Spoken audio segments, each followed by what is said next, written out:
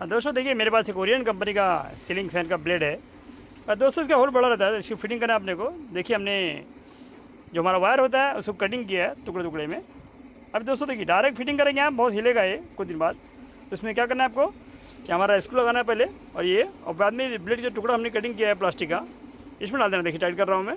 इससे क्या होगा, यहाँ जो प्लास्टिक है अंदर जाके फैल जाएगा, बिल्कुल हिलेगा नहीं थोड़ा भी।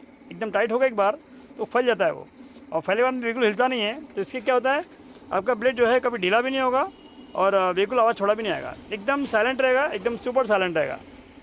इसके लिए जब कभी आपके पास कोई पंखे का ब्लेड हो जिसका होल बड़ा हो तो उसके अंदर ऐसा करना चाहिए।